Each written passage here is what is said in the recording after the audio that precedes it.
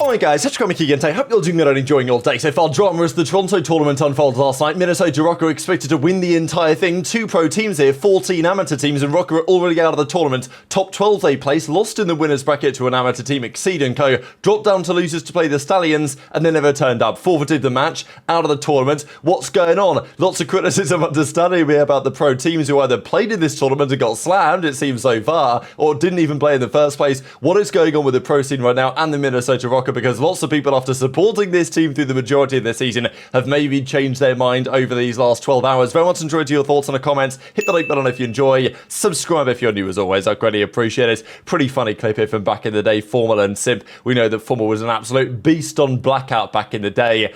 I know there's some optimism that maybe a Blackout-style Battle Royale might actually return for Black Ops 7. I guess time will tell on that one. But Formula and Simp were definitely, let's say, you know, taking a little trip down memory lane here in the replies. But let's talk about some of the drama, right? Because this is a tournament that Toronto put on this weekend. Next weekend, the upcoming weekend, is the World Championship. And Toronto, they put the tournament on. Pretty controversial in some ways. We'll get into that slightly later on today. But this morning, of course, I just wanted to talk really about the matches themselves and what happened, especially to the Minnesota ROKKR. So, Ultra Turn It On, they were streaming on their account. All the players, of course, are welcome to stream their own perspectives as well, which was great to see. It was also on the official COD Challengers account, of course, an AMD-sponsored tournament. I think it's great to see these type of events happening, and okay, was it executed in the perfect way on the first day? Not necessarily. The tournament's still going, by the way. There is going to be a champion by the end of today, of course. We will talk about tomorrow. But when you've got so many teams, okay, it's always going to be a challenge, right, to put on a tournament which executes in the perfect way, and especially when you've got pro teams, there was discussion, okay, who are they going to cover, right, like, who are the first round matches going to cover, the ones that are actually broadcasted, because, you know, ROKKR were expected, LAG were expected to make a serious run in the tournament. That happened in the first round, then things started to change around to some degree. Now, just to keep in mind, this tournament had 14 amateur teams and 2 pro teams. Now, there were meant to be 3 pro teams, and arguably there should have probably been 4. The teams that made champs not going to play in this. The teams that didn't make it to champs, they were expected probably to play in this. Now, Cloud9, I think, were never going to play in this, which is pretty funny to think about. Falcons were and then didn't. And, you know, that's caused controversy in and of itself. Why were those teams going to play and then didn't for whatever reason?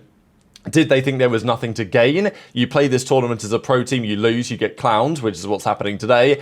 You don't play, you get clowned for not trying, right? Like, that's the point, I suppose.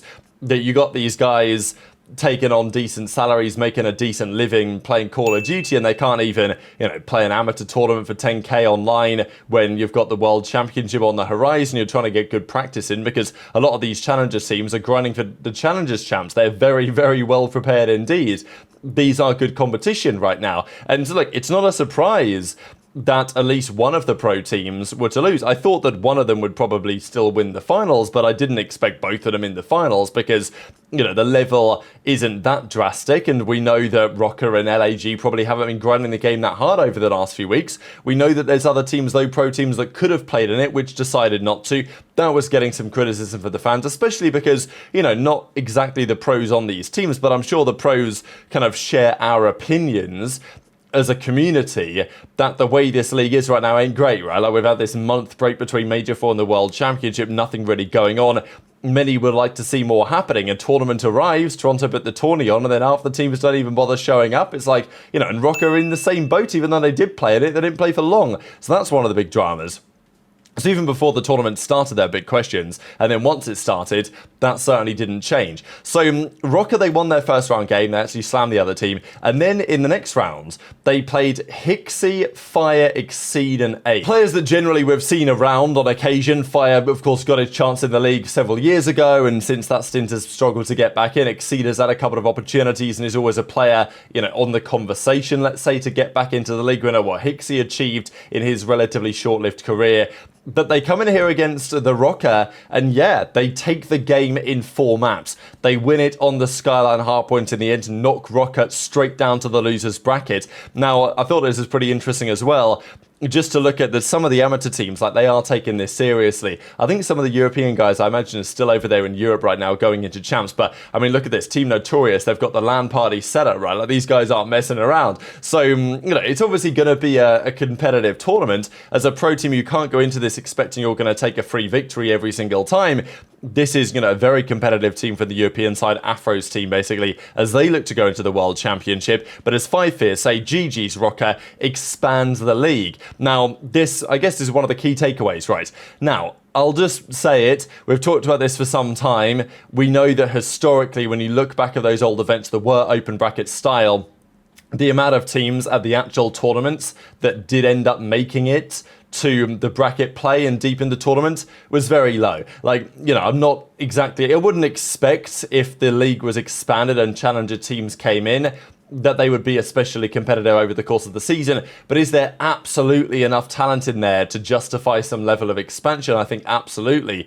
The debate on whether if you put in some challenger teams, how well they would do over the course of a year, that's different to saying, are there enough players out there that could justify an expansion to this league, especially because it would make the top end more interesting as well, with some of the players that might potentially get signed and poached and whatever changes that can happen. And it's very clear that in the right circumstances, the pro teams are not much better and are very much gettable by some of these well-coordinated challenger squads, especially ones that are grinding hard and getting ready for the big tournament. Now, in many respects, the big drama about this was because Kenny in the reply says, GG's boys, with the kind of rolling on the floor laughing emoji, or whatever you might call that. Now, it's interesting. So Kenny tweets this, seemingly indicating, and this is like a classic pro player tweet, when they don't feel like the series was particularly fair on some level. And what's your guys' read on that? Because the overall numbers look like this. FORFEIT White get the win, S2 with a 0.98, Gio with a 0.98, Kenny with a 0.94, Nero with a 0.92, Exceed a 1.24 takeover for the dub. I mean, they only lost the dealership search and destroy, all of the respawns, and Kenny went 11-5 on the dealerships. They're still kind of turning up in that mode. But in the respawn modes, yeah, it was a win on game 1, Exceed Masterclass on the rewind. Map 3 was nothing short of dominant. Map 4, the Skyline, we just saw the conclusion of that. So there clearly must have been some sort of feeling, and I'll just quickly mention as well, we'll go to see the bracket in a second, but LAG, they also went down. Later in the day, they played Team Notorious, Afro's team, and, they got beat. Afro, Eric, Boom, F-Dollar, and Rafi, they took down the Gentlemates, FeLo, Kismet, Lunarz, and Johnny. They dropped down to the losers bracket. We'll see how the bracket, of course, all plays out in a second. So Gentlemates' run in the tournament did continue. As I say, we'll look at the bracket in a second, but the big drama back to the Minnesota ROKKR was about this, because shortly after they lost their first series, they had to play the Stallions in the next rounds, and they just didn't show up. They just forfeited the series. It was a 3-0 to Stallions. ROKKR bomb out of the tournament in top 12. So, lots of people are clowning them for this. It's one thing to not turn up to the tourney in the first place and even play it. The Falcons, Cloud9 situation, whatever. Who knows even what their roster is right now and could potentially be in the future and which players might be available. Is another thing to turn up to the tournament, play one round and lose, and then, seemingly say, oh, this is cheese for some reason, and then forfeit the tourney anyway. If I'm Toronto, I'm feeling some type of way about this, because I put on this good tournament to get some of the pros to actually play in it. I mean, look, if I'm Toronto and AMD, I'm not unhappy because it's creating good storylines, right? Like the fact that ROKKR turned up and then forfeited the tournament is making people talk about this tournament. So I don't think it's necessarily a bad thing, but also, you would have been maybe expected with everything going on. If ROKKR made a bit of a run, it would have increased the viewership in due course of the tournament, let's say. And yeah, Stallions 3-0 them. I mean, the series wasn't played, but it was given as a 250-0, 6-0, 3-0. So one of the more dominant series you're ever going to see. But ROKKR bow out of the tournament in shocking fashion, really. And as Toronto say, hey, ROKKR, this ain't ranked play, right? Like, voted to initiate a forfeit. We'll get back to maybe one of the reasons why or exactly what's going on there here in just a second. But, of course, the day then concludes. ROKKR out of the tournament. Gentlemates definitely still stay alive, but they have lost, and we'll see the bracket in a second. We had Team War and Omit play one another, and Team War actually won that. So Omit, the team that actually won the event back in Dallas, that also qualified for the World World Cup out in Riyadh. They've already gone. They're knocked out of the tournament already. OMIT took them down 3-1 earlier on. So, you know, Mack had a difficult series here with a 0.74. It was actually a banger close series. I mean, look at these numbers here. 252-48, 6-5, 252-48. Like, that's a way to ice up on the 3 maps that you win,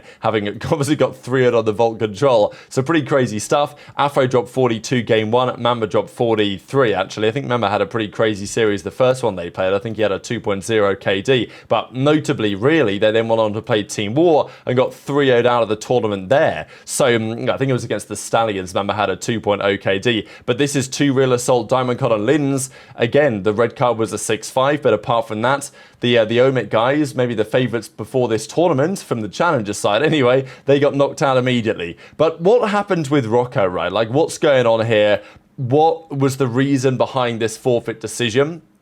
Truth is, I honestly don't know. Nobody, I don't think, made a statement about it. They just played their first series, then they dipped. Now, you know, what I do have is Kenny's tweets, because ROKKR, I don't know what exactly is going to happen. I think maybe the reason why we're seeing teams play on this is because this is the expected patch update the teams are going to play for the World Cup. The teams that are going to play champs, it's a different setup, right? And presumably what Kenny implies here, because Nastie says, like, this new patch is pretty wicked with the changes they've made, implies that maybe ROKKR have done no scrimming at all over the last month, which wouldn't be a massive surprise, to be honest, with the World Cup a while away. But still, you know, the idea that in this period they've not really played at all. Kenny comes on and says, somebody give me the nade smoke settings, like, what's even going on here? So it seems like there were some changes that he wasn't very happy with, and maybe felt like the game was either unfair or they weren't practiced, or, you know, there was just some cheese happening that made it feel like they didn't want to play the rest of the tournament. Because Kenny, after, you know, gets bombed out and then says, link me some gym playlists, mine's starting to get old and repetitive. So I don't know if he just decided to quit out of there and dip straight to the gym. But yeah, as he says, my internet's been struggling, or else I would. So maybe this is part of it, right? Like, I don't know. I was trying to find an explanation for why they got forfeited and or why they forfeited themselves, and Kenny said that his internet's been struggling a bit, and there's maybe some other factors in play too. But yeah, what a result, right? I don't know that people, lots of ROKKR maybe supporters that were hoping they could make the run to the World Championship, that were, like, they made it an interesting storyline at the end of the season, trying to make that run. Of course, it never came off, and a lot of it was their own doing, losing loads of game 5s. But now they turn up to this tournament they do play, then they forfeit in the second round with no good explanation. You know, the fans aren't happy about it. You know, I don't know what, of course, the tournament organisers think about it. That they're gone, right? So ROKKR were the tournament favourites for this small little tourney. We're not going to see them play again until the World Cup. This was the chance, and yet they didn't even turn up for their second series. So difficult to really get behind that unless there's a really good explanation for it. But as of yet, of course, we haven't really seen that. And let's just go back to the tournament and see how this is going today. So, you know, a few teams still remain in the tournament. This is the way that the bracket presently looks. So you guys can just about see anyway how things are shaping up for now. So yeah, the 5 Fears white team that beat ROKKR, they made the winners finals. They're going to play Team Notorious, who beat Gentlemate. So, you know, maybe as expected, team in the winners finals, teams that beat the pro teams, but still, you know, one of these two guys is going to be in the grand finals and in the losers bracket right now. So LAG, you guys can just about see it here. So LAG took down Team Orchid, so they did make it through to elimination round 5. They're going to play OMIT Brooklyn there. So, you know, LAG are still alive. The Team Orchid roster, just to, I think that's Bantz's team, is it? So, you know, this is, yeah, they played Team Orchid last night, and this is Bantz and Harry and Henry and Mythics and those guys, and they eventually bombed out of the tournament. Bantz had a pretty rough one here, but FeLo with a 1.4. The Challengers Reapers back at it again. So, yeah, very much enjoyed your thoughts on all of this drama in the comment section below. Hit the like button if you enjoyed. Subscribe if you're new. Take care, and I'll see you next time. Mini map, and everybody set up here for ROKKR. Now they just need to hold. One wave of gunfights very well could secure the game and get us to a map number 5. Newer from the middle, able to come up with 1. Exceed and abe, both collapsing on the point, looking for kills. Now they're in the hill. 5 Fears looking to do the impossible to pull off a massive upset, and they managed to get the job done. Silence the doubters from challengers and let them know 5 Fears take down ROKKR in a game 4. And they light up the respawns with a performance that nobody saw coming. Down by about 60, 70 points in the second rotation, and they mount the comeback. And now for ROKKR, They got some questions to answer for the rest of this tournament. Knocked down to the lower bracket. Wow, what a team we got here with 5 fears.